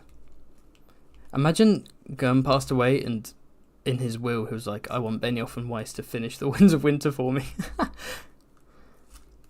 I believe they're both actually novel writers, right? Like, Benioff has published a couple of novels, and I think Weiss has published a novel as well. Like, before Game of Thrones, Benioff wrote a couple of books, and he wrote the screenplay for Troy, which I haven't seen, and the screenplay for X-Men Origin Wolverine, which is a terrible movie, but it also was created during the writer's strike, so you could argue that maybe... And, like, 6 people were on it, so I'm not going to pin that on Benioff, because in Hollywood what happens is you might write a script and then 5 people mess with it, and the end product has nothing to do with you, but your name's still slapped on it. And especially during a writer's strike, you know, where you probably have non-writers coming in to fix it up, and it's just people who aren't part of the guild, and it's just sort of chaotic. But I think Weiss, D.B. Weiss, hadn't done any screenplays. Like, he'd published a novel or something, but he really did just sort of ride the wave of Benioff. Oh my god. Bravos, the Isles of the archipelago that makes up Bravos will unite, according to GamePab, sorry. The islands will unite and provoke the Titan of Bravos to move on his own and reach Old Town to fight Cthulhu Euron in a Pacific Rim style fight. That's glorious. That is amazing.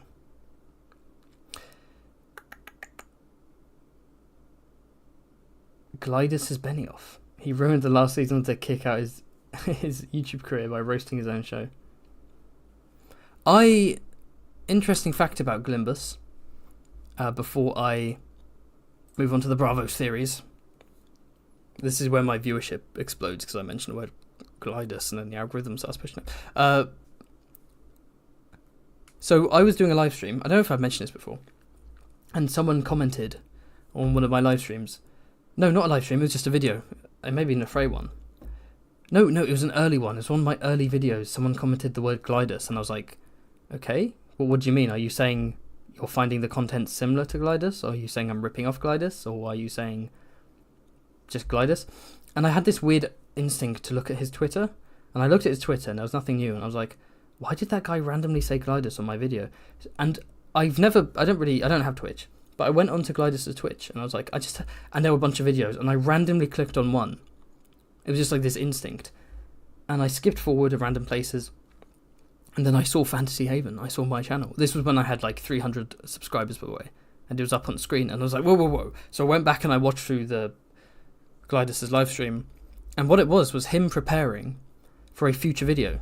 Either after the episode 10 Hot D Bliss Take, or maybe after the season 6 Bliss Takes as well. But he's working on a video where he wants to basically show off a bunch of YouTube channels within the A Song of Ice and Fire community and be like, this is what they provide. This is whether I like them or not. This is where you can find them, blah, blah, blah. Which will probably be a really popular video of his.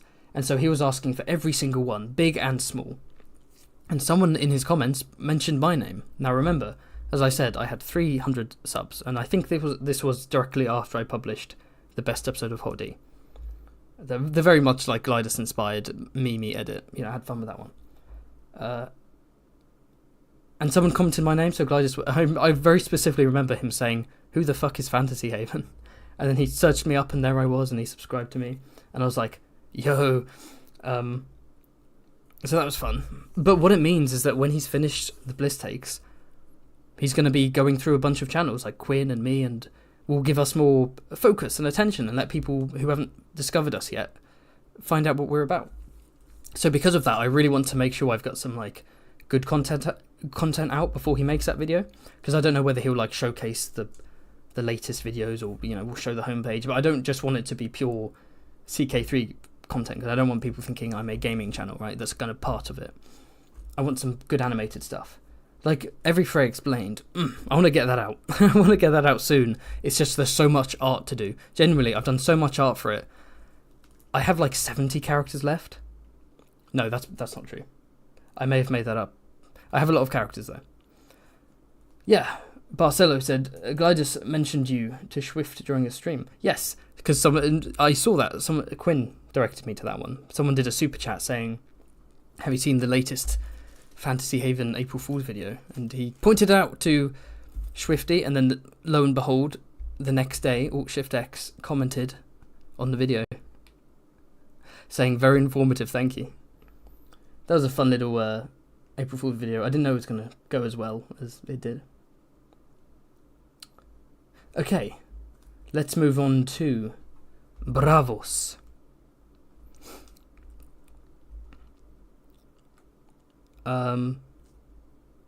Okay, let's stay on the Tyrion trend.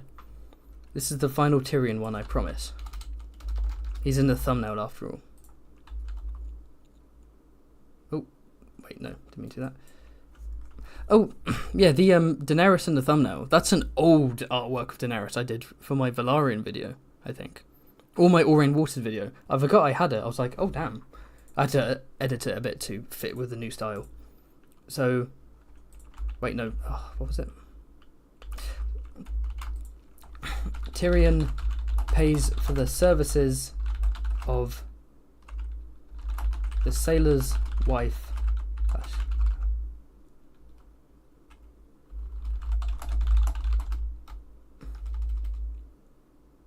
So this is... So in Bravos, there's a whore called the Sailor's Wife, who apparently prays for her long-lost husband, lost at sea, to return to her. And Arya sees her. And she has a 14-year-old daughter, who is also a whore, which is not nice, called Lana. Now, the theory here is that what if the Sailor's Wife is Tysha, and that she fled to Bravos with all the coins she was given by the Lannister garrison and Tywin, and she became a whore in Bravos, and she gave birth to a daughter. The daughter is described as having golden hair. Golden hair, and her name's Lana? Like Lannister? Tyrion's bastard.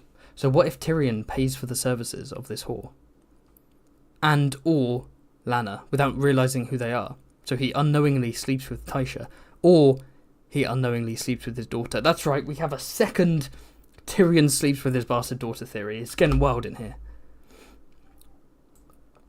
So it's very similar to the other one, right? It's just another... If he finds out about... It's either like a nasty thing that only the most perceptive of readers will notice, or it's something Tyrion will find out and it'll push him into madness further, etc., etc. The thing is, why would Tyrion end up at Bravos, though? Seems like his fate is tied with Daenerys and becoming her new advisor, hand, whatever. Why would he go to Bravos? And what are the odds that he happens to bump into Tysha? And then I think it makes more sense that Tyrion never discovers Tysha. It could be that the Sailor's Wife is Tysha, and we're never going to find out, but it's a cute little nod. Like, yeah, Lana is old enough to be Tyrion's child and the Sailor's Wife and so on. It could be Tysha, and it's like this is where she is, but it will never be confirmed, and of course Tyrion will never find her. That could be interesting. But there's another theory here, which is that the thing that doesn't make sense here is, why is she called the sailor's wife, and why does she talk about her husband being lost at sea? Like, what's that got to do with Tyrion? Maybe she just went on to marry a sailor, but like, it's kind of weird. Well, people suspect the sailor's wife may be the lover of Geryon Lannister, Tyrion's uncle, who was lost at sea. Well, he went missing sailing to Old Valyria to try and retrieve the Lannister Valyrian steel blade, the ancestral blade called Brightroar, and he went missing. And then the idea is that Lana, again, her name's Lana, golden hair, she's Geryon's bastard.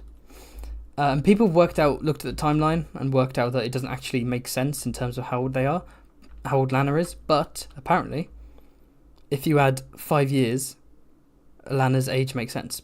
So the implication here is that George came up with this during the 5-year time skip. When he reversed the time skip, he forgot to age down Lana. But I do prefer the idea that this is like one of Geryon's lovers and Geryon's daughters over the Tysha thing. I think it's sort of, I'd rather we literally never learn about Tysha again. But this linking to Geryon, that's kind of cute. That's kind of a fun little thing for readers to find.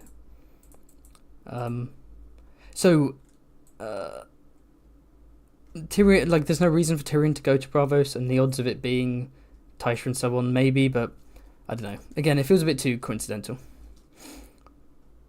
Where was the other Tyrion being unwittingly incestuous? Oh, sleeps with daughter. Let's shove it on there. More chaos. Haha, you can't see what it says.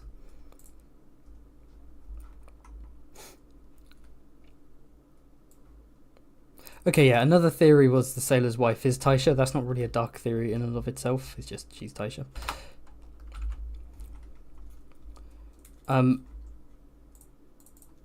Cool. And like I said, this is from that Reddit thread, which is 8 years old, so there's probably a whole bunch of dark theories that I'm not bringing up, like the faceless men doing this and that.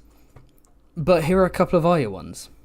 So the first one is Arya goes rogue, returns to Westeros and starts killing indiscriminately, including her friends, like Hot Pie and Gendry. See, that was linked to a post, but the post is now being deleted, so I don't actually know what the reasoning is behind it. Like, why does she do it?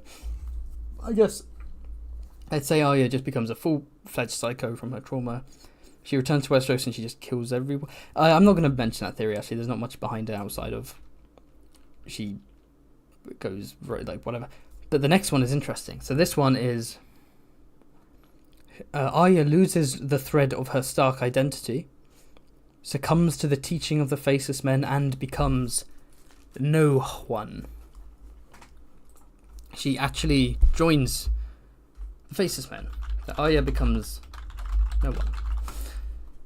This would be dark, but it's not going to happen. That's not where her story is going. Her story is one of trauma and survivalism and identity, mostly. But she's not going to, like, permanently become no one and then join the cult of assassins. It's not going to happen. It is quite surprising, isn't it? Again, I don't want to keep ragging on those last two books because I love them a lot and there's lots of great stuff there, but there's also some confusingly boring stuff. And it's like, yeah, the House of Black and White and the Faceless Men are so much better in the books than they are in the show. In the show, so boring, so bizarre.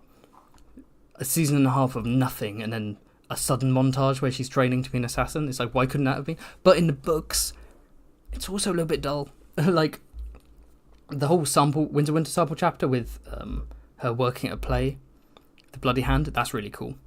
But generally speaking, I was quite surprised. You know, the end of the third book when it's like, oh, Arya's going off to be trained by assassins, holy shit. But then when you see it, it's, you know, different from what we usually get. But in terms of a main character being trained in an assassin's guild, it is kind of underwhelming, I think. But again, it could just be a case of we haven't received enough of it because we're just getting bits and pieces because Feast and Dance are just messy. But she becomes no one, not going to happen. Like, her story's not going to end with her just becoming a faceless man and being an assassin and that's it. She will regain her identity. So this can go all the way over here. It would be dark. Where should I put it?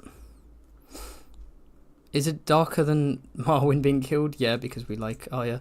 I know, I'll shove it in here where you can't read anything. Brilliant.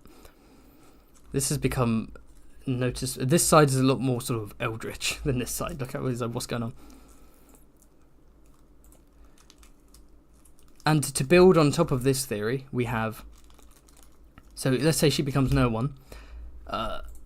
Okay.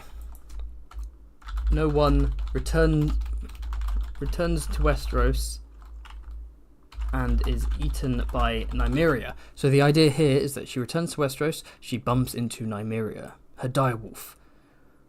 Last time she saw her direwolf, she was throwing stones at it, trying to chase her away to save her life. Nymeria does not recognize Arya, because there is no longer a bond, there is no longer a connection, not even in the warg sense. It is simply no one.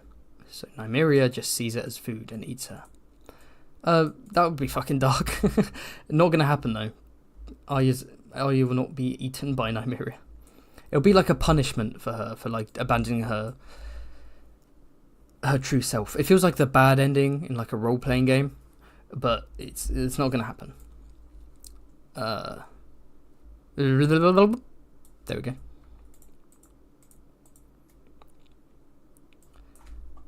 Fellas, it looks like we have one theory left. Of course, if anyone wants to send in some theories, send in some super chat theories or whatever, like I'm happy to say some more, because again, these are old. These are 8 years old. These are some pre-season 6 of the show theories, so there's a lot that's missing. But we have one more. If no one sends in any new theories that they want me to discuss, we have one more. And it is about the one and only Sir Harys Swift. I'm thinking I might do a video on Harys Swift, actually. Like a short, fun, animated one. Not a super serious one. But called something like the most pathetic character in A Song of Ice and Fire, or the most pathetic character in Westeros or something.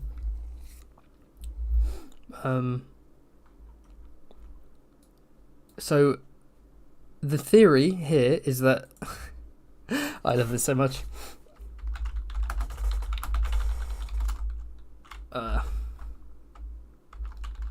So Harys Swift accidentally challenges the Bravos and is slain. So here's a bit of context. So Sir Harys Swift is a bannerman to the Lannisters. He is a definition of the word lickspittle. Laughing with your whores and your lickspittles. Yeah, he's just a very sort of pathetic, hand-wringing man. He's a toady. He's appointed onto the small council by Cersei, I think initially as the hand, and then he's demoted to Master of Coin. And he represents Cersei's, the state of her council, where she either has actively dangerous psychos in it, like Aurane Waters, the future pirate king, and Qyburn, Dr. Qyburn Frankenstein, as well as weak, limp-wristed toadies like Sir Harys Swift and Lord Autumn Merryweather and so on. Oh, my bad. Sir Harys Swift, not Sir Harys Swifty. Whoops. That sounds familiar. So, he accidentally challenges... So, what happens is he's sent to Bravos, I believe by Kevin Lannister, to negotiate with the Iron Bank, because obviously the Iron Bank are not very happy with the Iron Throne. So, as Master of Coin, he's sent to Bravos, and... Okay, who are the Bravos, though? That's not a misspelling of Bravos, that's who are the Bravos. Bravos are basically aggressive young swordsmen who swagger around at night time. They wear garish clothes, and they have swords, and they challenge people to duels, and sort of when they finger their swords, that's sort of a sign of they're ready to scrap. And here's a good quote about Bravo. So, in the Seven Kingdoms, nobles draped themselves in velvets, silks, and samites of 100 hues, while peasants and small folk wore raw wool and dull brown rough spun. In Braavos, it was otherwise. The Bravos swaggered around like peacocks, fingering their swords, whilst the mighty dressed in charcoal grey and purple, blues that were almost black, and blacks as dark as a moonless night. So the Bravos wear garish colours, and they swagger around with their chests puffed out like pigeons, looking for a fight, and they have the sort of the thin, bravosy water dancer swords. And I believe in the past, I talked about this in my Crownland CK3 video, right? Crownland houses. There's a specific character from the past who was sent as an envoy to Braavos and accidentally got slain in a duel because they took offence to what he was wearing. I think that might be a little link to this, because Saharis Swift, this is how he's described by, I think, from Arya. This is how when Arya sees him in Braavos. The envoy, which is referencing Harris, was slight and balding, with a funny grey wisp of a beard growing from his chin. His cloak was yellow velvet, and his breeches. His doublet was a blue so bright it made Mercy's eyes water. Arya is calling herself Mercy at this point. Upon his breast a shield had been embroidered in yellow thread, and on the shield was a proud blue rooster picked out in lapis lazuli. So the sigil of House Swift is extremely garish. So you can imagine Sahara Swift wearing bright yellow and with blue. This is the sigil. That's the House Swift sigil. Let's stretch this boy out. Hell yeah. Professional stream. And not only that, but this is Winds of Winter sample chapter stuff, I'm pretty sure at this point. But when he's in Braavos, Sahara Swift is accompanied by the Black Pearl, who is the most famous courtesan. She's a very beautiful lady, descended from the OG Black Pearl of Braavos. I think it's like every daughter is given that title when they take over their mother's position as Black Pearl of Braavos. Descended from the original Black Pearl and Aegon IV. Because the original Black Pearl was one of Aegon's mistresses, famous mistresses. And so if he's walking around with a famous courtesan and he's wearing garish colours and all these Bravos are swaggering around, what are they going to see? They're going to challenge him. They're going to be like, oh, you don't deserve her. What are you wearing? I challenge you, sir. And of course, he's going to be surrounded by guards who may grab their sword and think it's a challenge. And maybe he'll just be killed by Bravos. And how would this benefit the story? Well, another Cersei toady gone. Maybe her paranoia increases. Maybe she goes, Saharis has been assassinated. Maybe it just further fucks up the Iron Throne in terms of, we sent someone to negotiate with the Iron Bank and he got assassinated. And it opens up a position on the small council of a Master of Coin. A new Master of Coin. But why is it funny? Why is this funny? Who is Harris Swift, and why is his sigil literally a big blue cock? Here's a nice little list of what Harris has been up to. This really makes me want to do a video about him. But this is so in a Game of Thrones, he makes his mark by criticizing Jaime for, I think, attacking Ned Stark in the street in the first place, or for getting captured or something. But he pisses off all the Lannisters.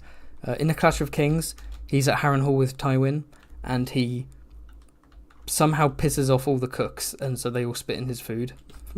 I don't know what he does.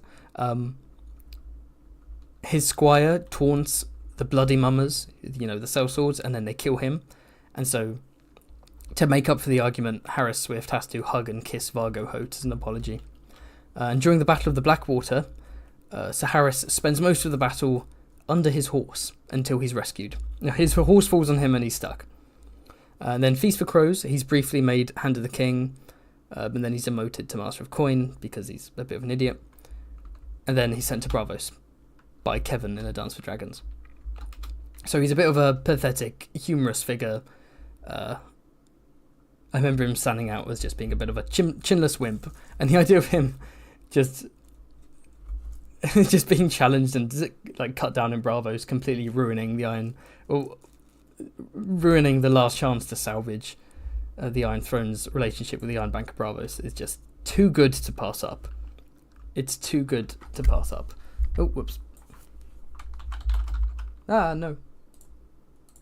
I can see. I hadn't seen this theory before. Having read it, I'm like, actually, this is very likely. So Harris is slain by Bravos. Yeah. This. He's not a super important character. It'll be a funny moment. It's kind of set up / foreshadowed / whatever by that previous character mentioned before. And this is funny. I think I've spent too much time rambling about Saharis. The longer the live stream goes on for, the more I start rambling, repeating myself.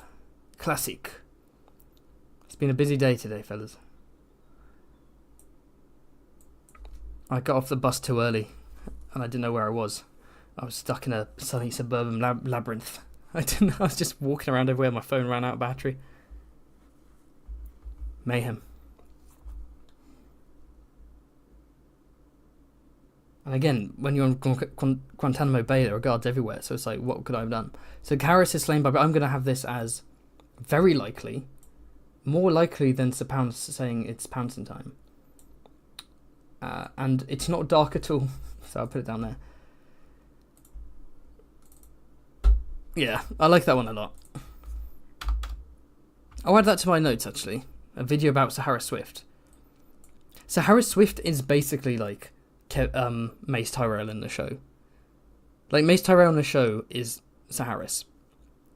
Right? Because in the books, Mace the Ace is like... He's a buffoon. Right? His grandmother considers him... No, his mother considers him to be a bit of an oaf. But he's not an idiot. He's a bit of a blustering... arrogant, bore, but he's not stupid. Harris Swift is like a bit of a... he's a toady and a wimp, which is what Mace is in the show. Another super chat from Flippy Dippy Dappy Doo. My patron. In euros. Ooh.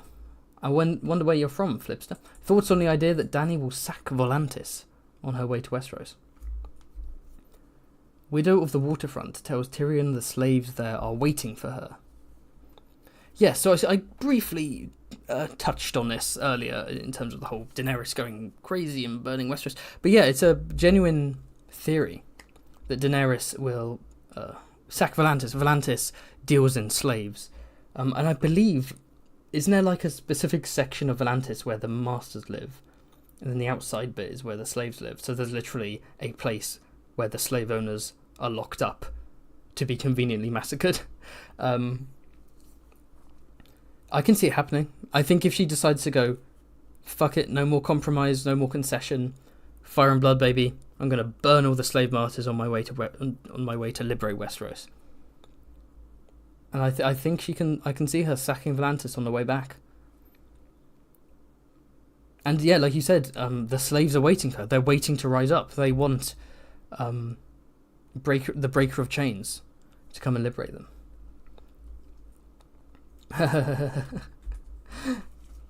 Someone said, WTF, I just roll up to the stream and I'm greeted to House Bluecock. It's House Swift, my friend. Big Bluecock. I think, is it Jenna Lannister actively, like, references the sigil? I forgot what she says. She says something about his sigil being apt in some way. Okay. I'll answer a couple more questions before we wrap up. I've got to finish off the every Dornish House Explained for tomorrow.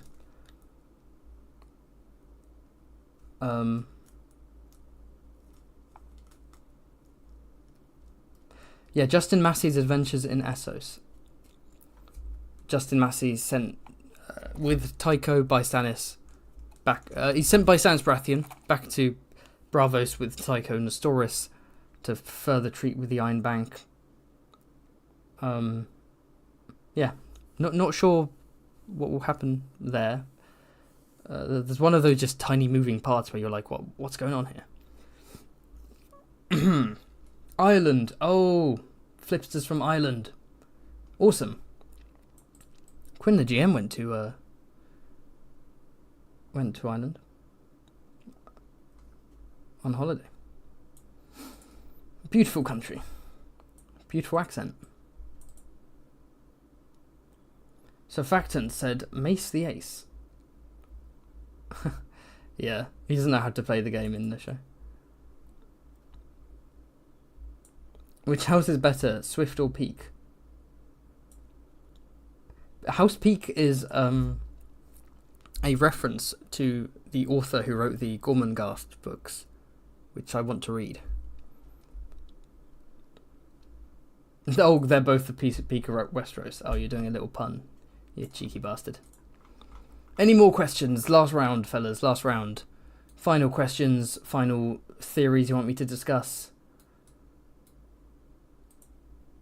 Otherwise, I'm going to have to do my wrap-up speech where I'm like, thanks for watching, I got a video out tomorrow, check out my Patreon. I want to do some more live... So this is the last Dark Theories live stream. The solo live streams destroy my throat. They're lots of fun, but I want to do some more collab live streams. So I want to do some more with Quinn. What should Quinn, the GM, and I talk about? Anything more? Anything further? Anything?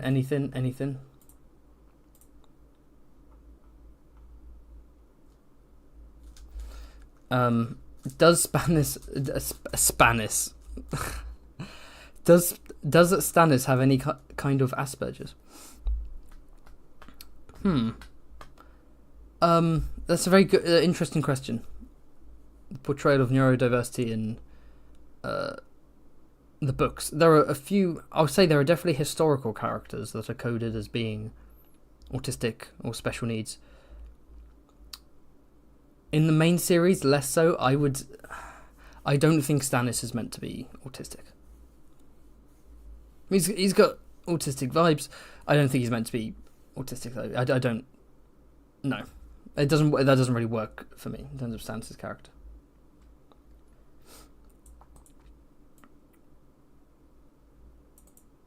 Any more for any more? Last questions, last theories, last, I don't know, requests? Video requests? Something you want me to do? Feedback on anything? I don't know.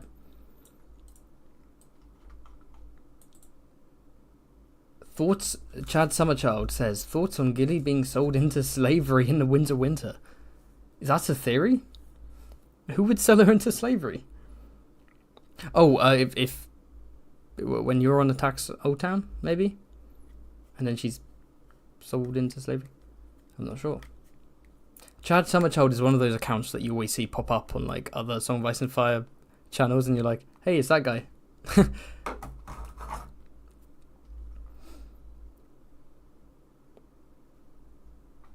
Will House of the Dragon end with the reveal that the show is being told by Mushroom? No, we got given Mushroom. We got given a man with dwarfism playing the drums. Not good enough. I am surprised they got a Mushroom. There's a way you can easily make that character work. I don't buy the whole, oh, you can't have a comic relief dwarf because blah blah. It's like, no, you can make that work without it being Tyrion and without it being exploitative. You know, a man with dwarfism who uses his condition to his advantage to rise high in court and do well for himself by looking different from everyone else and playing the fool. But actually, the first season was pretty packed, so I don't think you needed any Mushroom.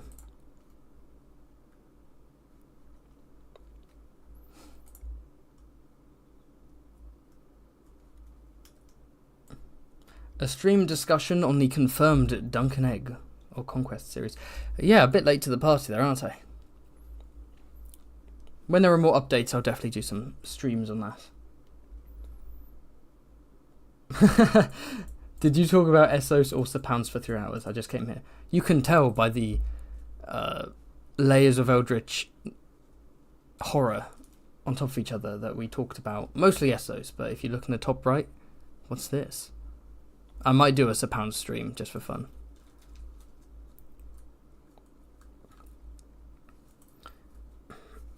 There's a channel called An American Thinks, which talks about the Mandalay River Trade Monopoly Scheme. Oh, that's a Preston Jacobs tier title if I've ever heard one. I'll look into it. Yeah. I could add it to my Mandalay video maybe. But I'm doing the art for the Mandalay video, but there's a lot of art to do and I want it to be good, and it's like, okay, I can't rush it, so let me just take my time with the Manderley video. See, there are so many houses that I want to do animated histories about, but there's not enough about them to do a full video. Like like there are minor houses I can talk about. There are Bannerman, there are Lord Paramount. You know, the Lord Paramount in particular would take ages, right? Extinct houses and so on.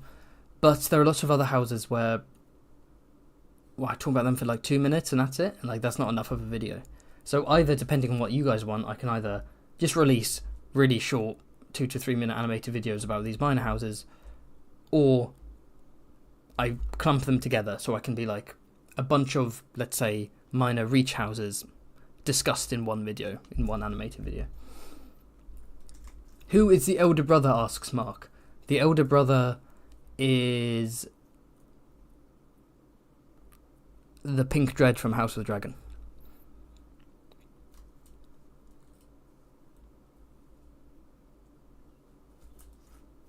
Okay, the Book of the Dead came into the chat to curse us, so that's interesting. Do you think we'll ever have an official A Song of Ice and Fire game in the style of The Witcher? Oh, The Witcher, Red 4 Dead 2, fuck me, Red Dead Redemption 2.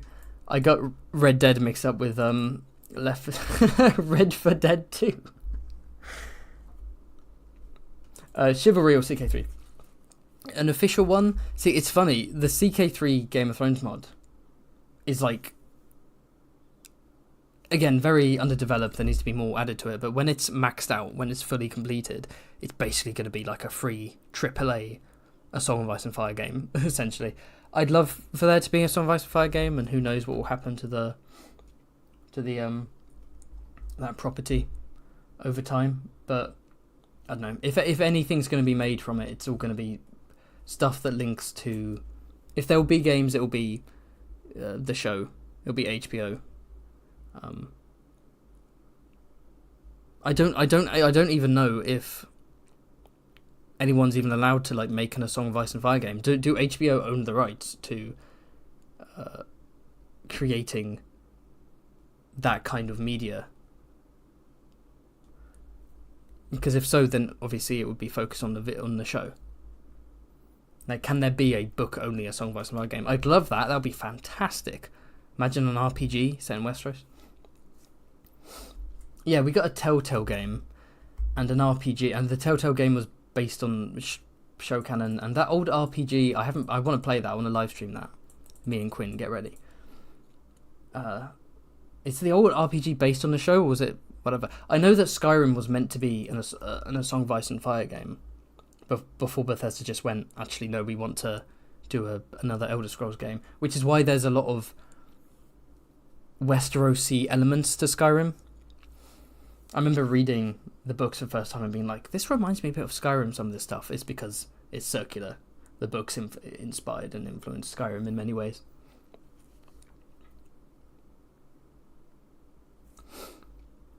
Yeah. But there's absolutely a company that could do a proper Witcher-style A Song of Ice and Fire game, because the potential is limitless. And I feel the same way about like A Song of Ice and Fire anime, where they're like, at some point in the future, if all the books are done, do a big old anime where you can adapt literally every single page. Okay, maybe not every page, but you can adapt a lot of it in an anime format. Okay, I think I'm gonna wrap up. I'm still hanging around because I like to hang around and see any more questions, any more theories, anything else. I don't interrupt the conversation. There's some cool stuff being chatted about. Right. Viewers are dipping. They had enough of this nonsense. With the AI choose your own adventure games, we could have a nice alternate history at Song of Ice and Fire game, even if it's not official. Yeah, that'd be cool. Oh, that's another form of video I want to do. You know, like alternate history hub. I want to do like alternate fantasy, where I, as well as exploring the lore of fantasy universes, do some alternate history with them. So like, what ifs for Song of Ice and Fire? What if Ned wasn't executed? What if this and that? And sort of create my own narrative of what could have happened. That'd be messy as hell because there's so many things jumping around, but it could be really fun. But I think first off, I've got to actually get back into creating animated content. I think I'll wrap up now then. Thank you all for watching. You're all legends. Tomorrow we've got the Every Dornish House Explained coming out. Check it out. Next week we've got House Manderley, the animated history of House Manderley. In terms of live streams, I'm not sure what I'm going to do. Maybe Sir Pounce next week. Maybe I'll start doing some collabs again. But yeah, we're getting back into the swing of it. Now that Patreon's done behind me and all that stuff isn't distracting me anymore, I can move forward with YouTube content. Let's get it. Bye everyone. Take care. Scrap.